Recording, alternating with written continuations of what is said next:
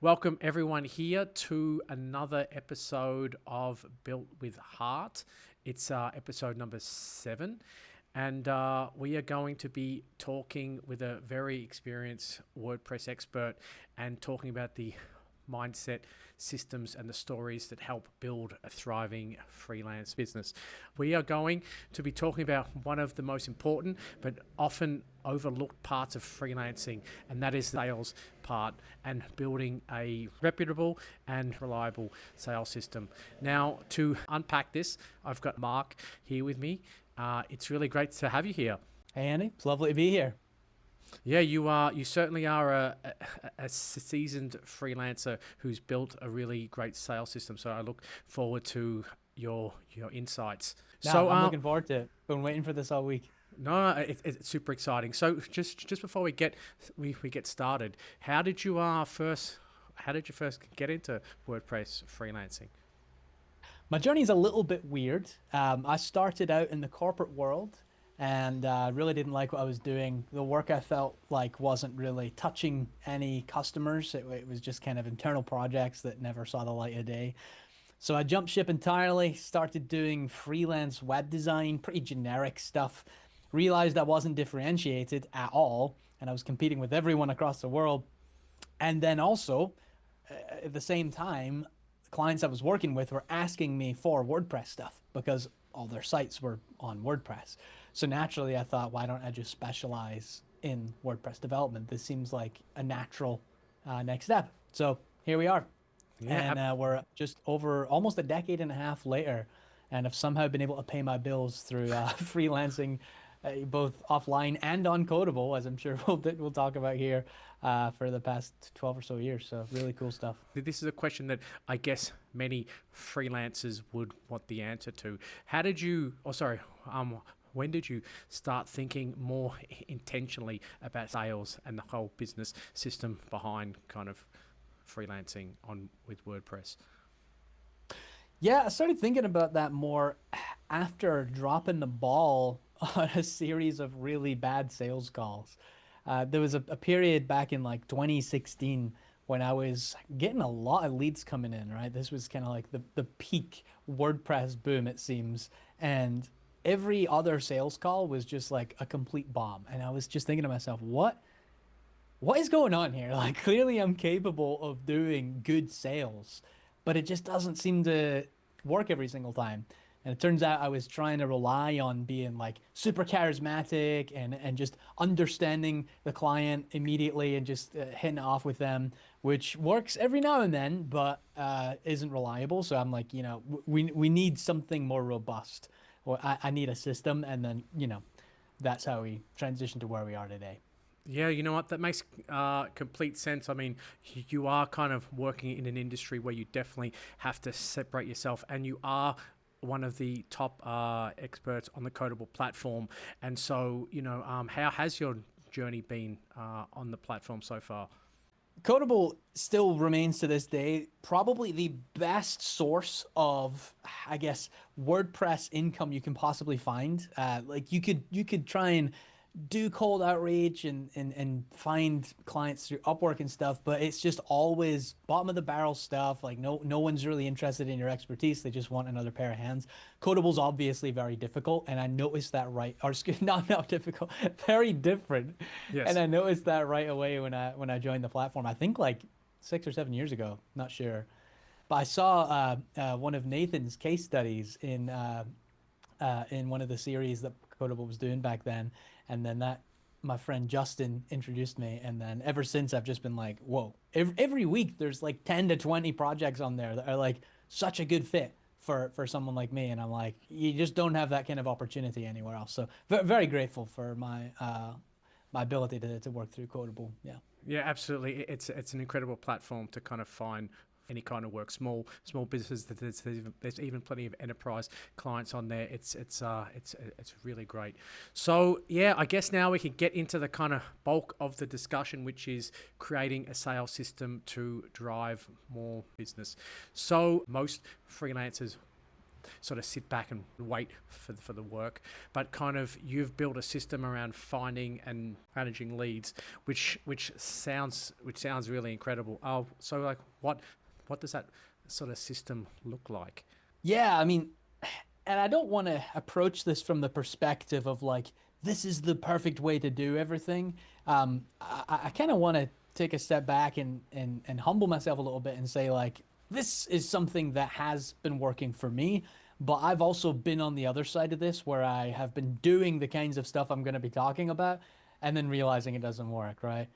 Most freelancers, myself included, will start with kind of a spray and pray approach for both finding clients and closing them into like paid revenue.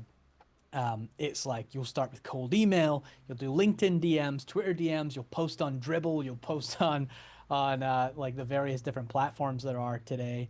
Maybe you mess around on Upwork, you go through Codeable, and it's a different process every time. It's completely unstandardized, and subsequently the results are unpredictable as well.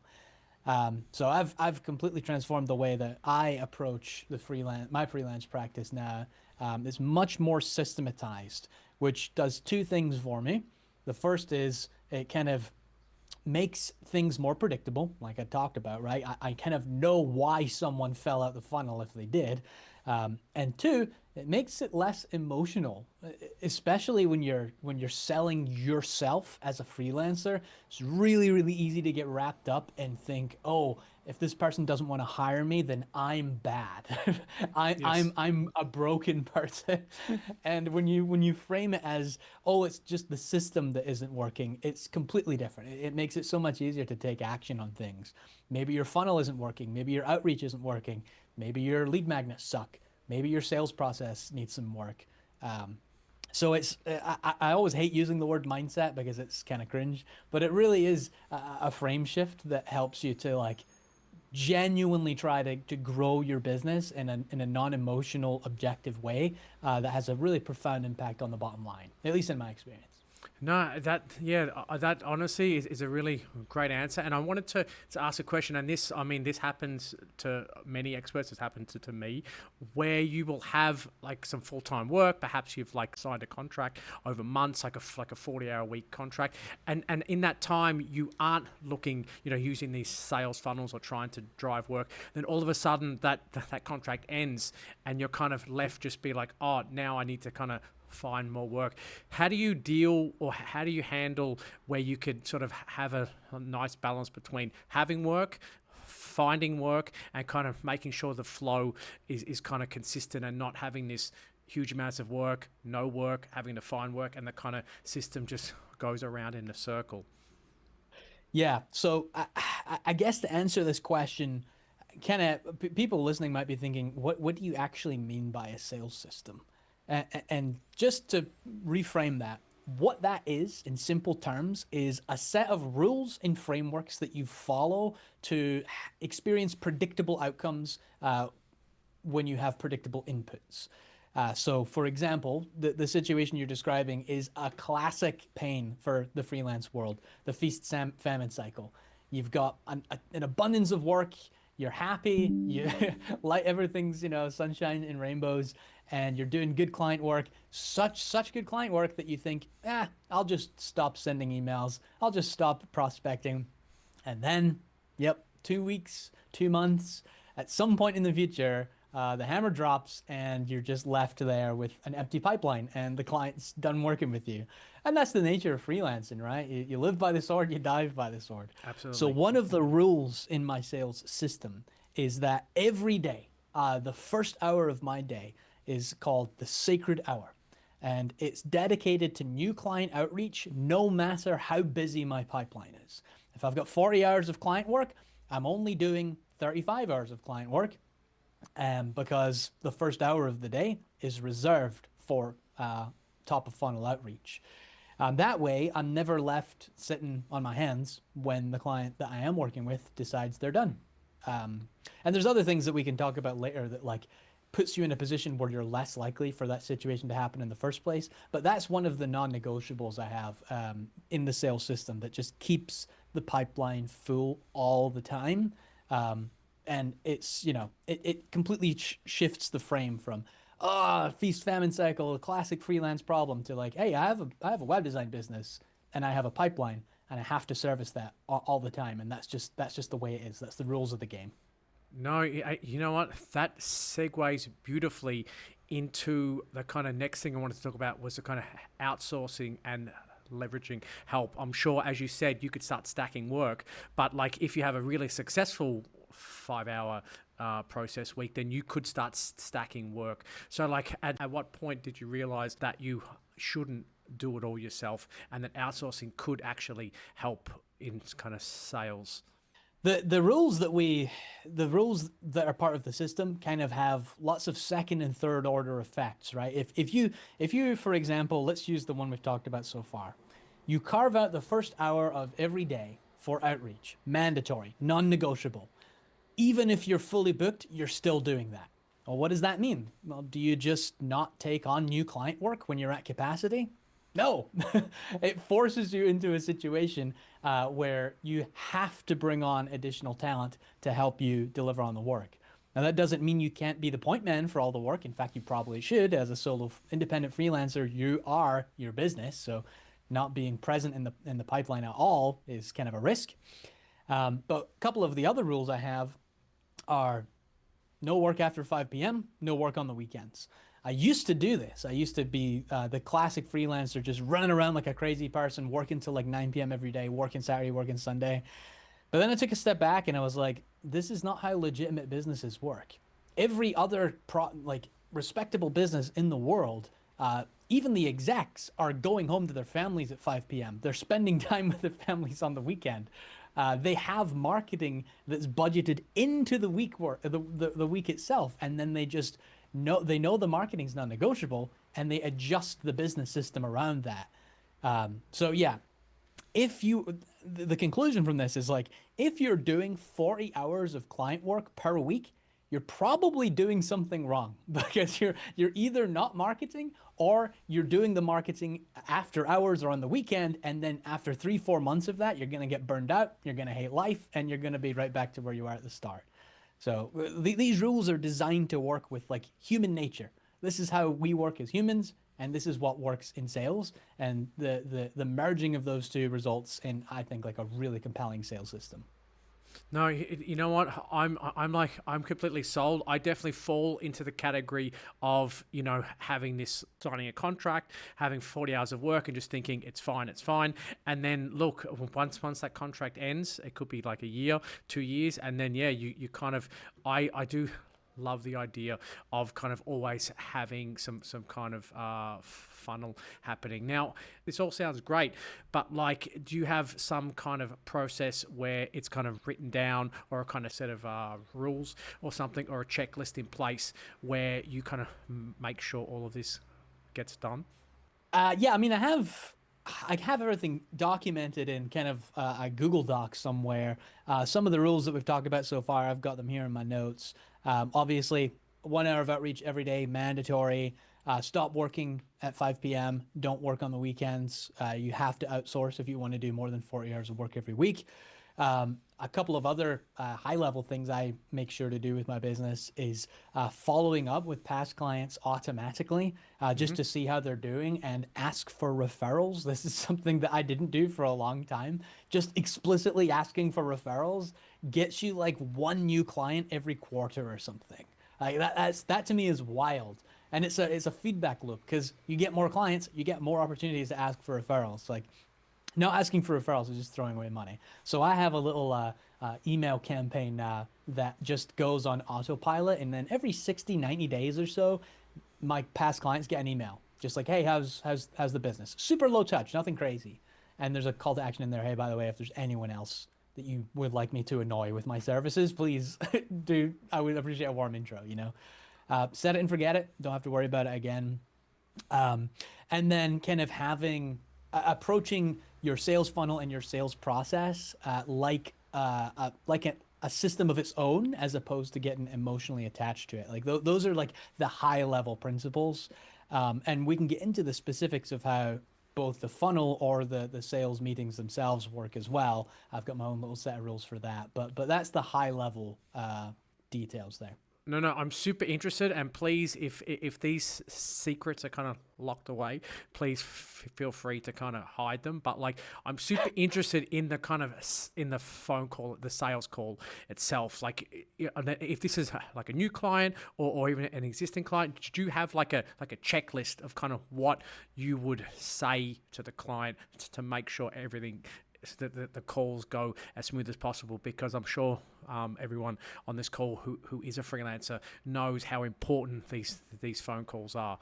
Absolutely. There's two domains of questions, or I guess checklists that we can go through here. There's the list of things that you need to ask, which is the obvious stuff in any discovery project. Most freelancers kind of have the technical side of this sorted. You know to ask them like who their customers are, what their pain points are, et cetera, et cetera. So I'm not going to focus on that.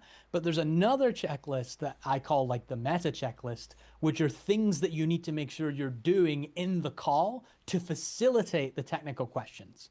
And I want to go through a couple of them. The first one, and this one's shockingly simple, but actually obnoxiously effective, is explicitly setting an agenda for every sales call. And people listening are probably thinking, oh God, that's cringe. It's like this corpo speak garbage.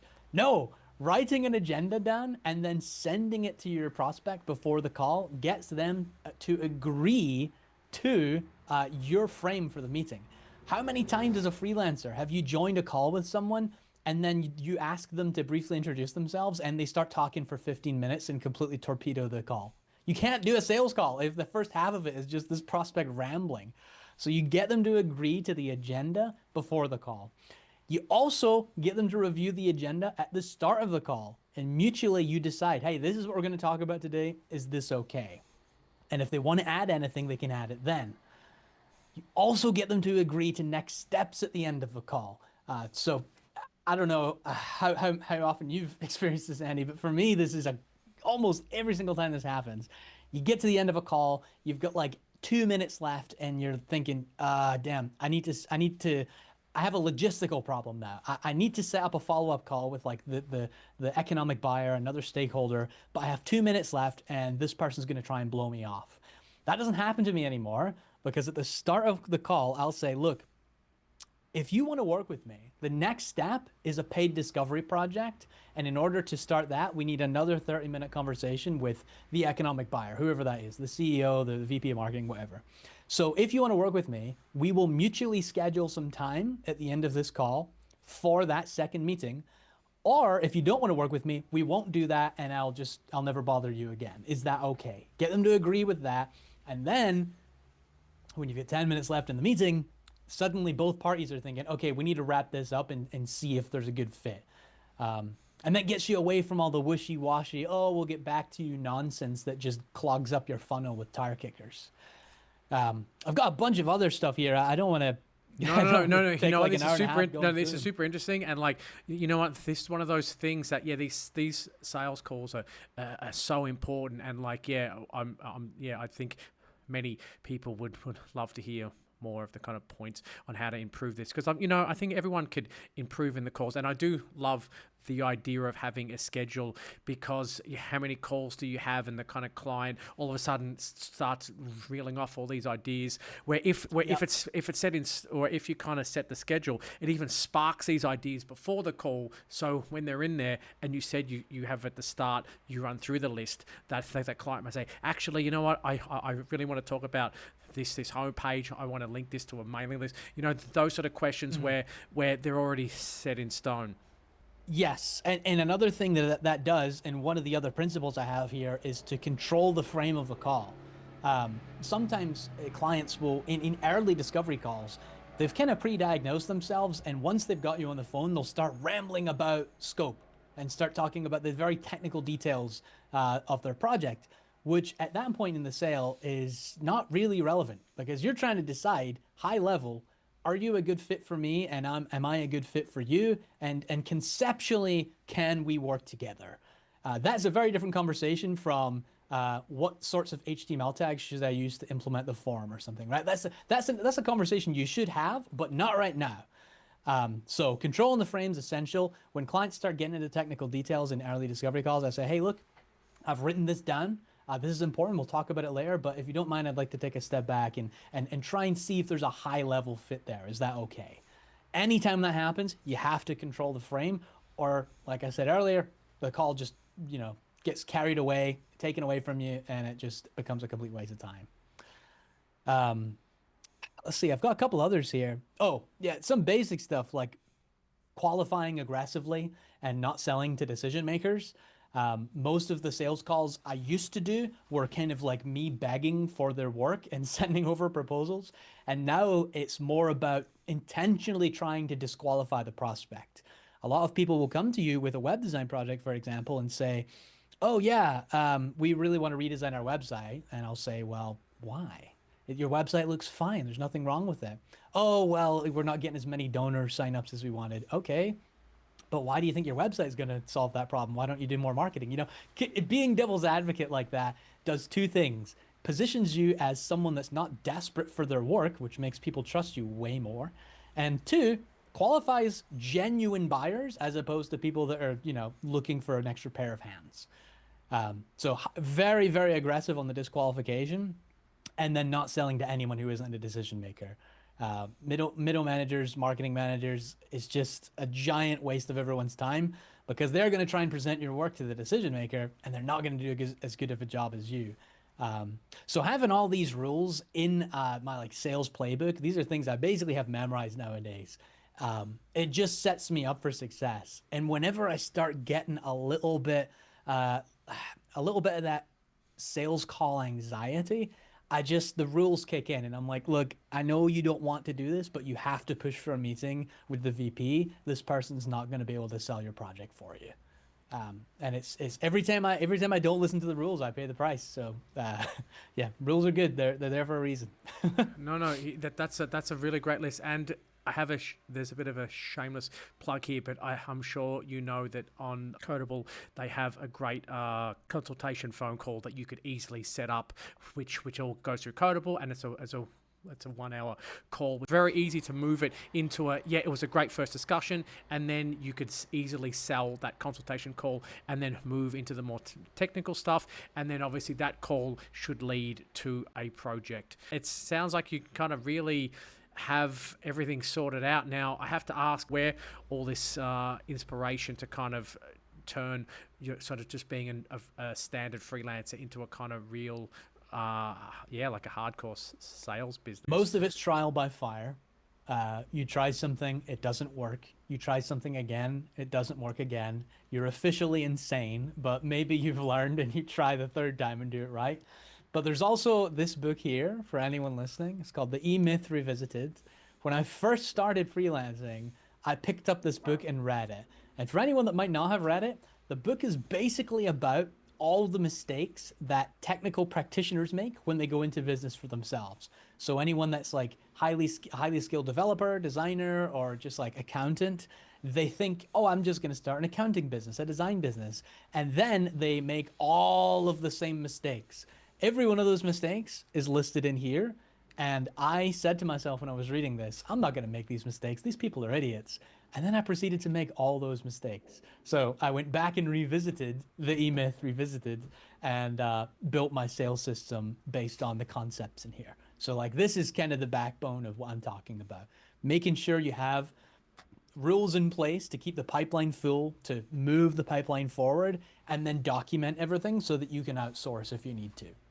Yeah, okay. So like you have all of the rules, you sort of read the book to kind of help you kind of start the kind of workflow and the sales system. So I'm sure everyone wants to hear some success stories and maybe some lessons learnt from the kind of years of being in the WordPress freelancing ecosystem. Yeah, I've really I've lost so many good projects from not having a rigid sales system, and a couple of recent wins from implementing things properly. So I'll start with the projects that went south. I was working on a giant site redesign for the largest crypto trading firm in Australia, and really the project was I did a very poor job properly scoping the project. I didn't have a good process for design review, and the project just totally ballooned out of control. And ultimately didn't result in a very happy experience for either me or the client, right? Like we left them in a good place, but it wasn't the ideal outcome I was hoping to deliver for them. And now I have systems in place to prevent scoping misses, expectation mismatches, and also I have systems in place to make sure that design feedback comes in a reasonable timeline and is actually actionable. All these things are documented in a giant file I have. And recently, I had another software client come in looking for initially an internal redesign of their product experience. And my sales process, again, I was very heavy on disqualification. I was like, it doesn't really seem like this is a very painful problem.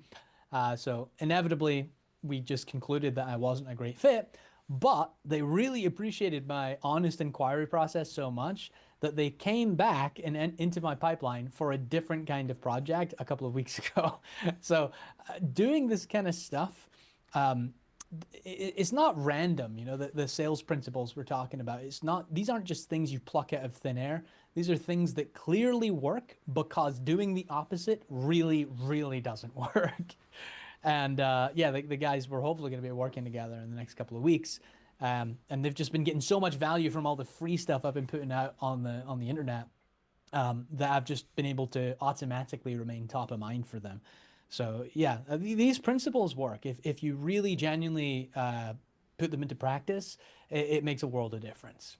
Would you be able to, obviously it was really great starting with the kind of nightmare client. Would you have like a perfect example of how your sales system, everything worked well, the client was super happy, and perhaps you've formed like a long-term relationship with the client now? Yeah, so I do have a client that found me through a lot of my marketing I do through YouTube nowadays, which is a shockingly effective channel for marketing. I never thought that would be the case. But these guys found me because part of my sales process is consistent delivery of outbound marketing material, inbound marketing material. It's something that has to happen. And over several years of consuming my content, I built up an enormous amount of trust with them. We had a couple of sales calls. There was a lot of disqualification happening, a lot of pushing back, and initially I sent over a rough price for them, and they were like, "Oh, this isn't going to work," and da da da da da. And I held the frame and said, "Look, we've talked about the value of the project. We understand the impact we're trying to make here. The price like this is a no-brainer for you." And they ended up coming back to me a couple of weeks later, and we worked together. And it ended up being a really, really good project. Obviously, it was profitable for me, but they had a whole bunch of value delivered as well, mostly because they trusted me, and I have really tightened up my design feedback loop now. So whenever they would give me some feedback, we would talk about things like, okay, you want to move this button here. Why do you want to do that? What do you think it's going to achieve? What's the root problem you're thinking about here? And then once we address that problem, maybe by just moving the button or by doing something a little more creative, they feel way more satisfied with the result and much more likely to approve it down the line. So I still hear from these guys. I check in with them every couple of months, like I said before, and every time I email them, they're delighted to hear from me. And it's a positive experience for both parties, right? Anytime they email me, I am happy to read their emails. It's the clients that email you where you just think, ugh, I don't want to open this email. That's when you know you've done something wrong. But that's not the case with these guys. So, and this is all a product of having a set of rules that you don't deviate from and just sticking to them over a long period of time. No, you know what, I said this earlier, but I am completely sold. And you kind of really explained how to kind of, because you know what, there is many freelancers that kind of get stuck in that loop you said, where you have work, then you don't have work, and it sort of starts all over again. So do you have any kind of practical takeaways for that freelancer who's watching this on YouTube and they really want to create a real sales system and sort of like really take their business to that kind of next step? Yeah, I like the idea of just conceptually thinking about your business or thinking about your freelance practice as a business for which you are the CEO, as opposed to being in the business. Just that shift alone gets you everything else we've talked about. Everything else is like a second order conclusion from that. But if you want to skip all the pain and get straight to the value, outreach every day, mandatory. 1 hour at least. You have to do this every day. Focus on long-term inbound as well as short-term cold inbound to keep the pipeline warm. Have a very structured formula for your sales calls. In particular, the big things are set an agenda before the call, set explicit next steps, and control the frame of the call. Let's see what else. Focusing on the long term, I think, is also an underrated concept in this space. A lot of freelancers are looking for that next gig and pay the bills for this month. And of course, like sometimes that has to happen. That's important. But having 2 weeks of really, really focused outreach is effective for those 2 weeks, but you lose out in the long term. If you just do an hour every day for 2 years, you're going to be set. You're never going to have problems again, you know? And of course, like if you're working 40 hours a week on client work, rethink your process. How can I do 100 hours of client work by outsourcing and then maintain my pipeline as well? All right. You know what? That was a really great insight. And I have to really thank you so much for sharing your insight and kind of systems with us. I hope you didn't give away too many of your trade secrets. The secret sauce is out now. Yeah, absolutely. I guess the kind of main points are to kind of treat freelance work as a serious business, to kind of have the sales process kind of in a Google Doc or something where you can kind of build on and kind of be quite strict in that, especially with that using that hour per day. I think it's a really great idea. I guess even maybe if you're kind of a little bit scared, even start with like 30 minutes, or you could always build up to it. But having that set scheduled time is super important. And yeah, obviously that sort of leads into that consistency will always win in the end. So there are many people on here that are probably wanting to get in touch with you. So what's the best ways for people to kind of, if someone wants to reach out to you? If you want to find more random ramblings about design and freelance and stuff, you could always go to marcmcdougall.com. But of course, check out my Codeable profile. And if you're a freelancer, definitely sign up, because it's really easy to do that 1 hour of prospecting every day when you're getting 2 or 3 leads directly placed in front of you through a platform like Codeable. So yeah, definitely check that out as well. Yes, you know what? That's an excellent shout out. And I also will shout out that, yes, if you are a freelancer who's working with WordPress and looking to kind of platform, then yeah, Codeable is definitely a great place. And the other side, if you're a client who's after some work, you have the best Codeable developers that are in the business, and everyone there's a screening process. So yeah, you are assured that you will be working with a very experienced expert. So thanks again for doing this podcast. Thanks, Annie. This is the highlight of my week. I love doing these chats.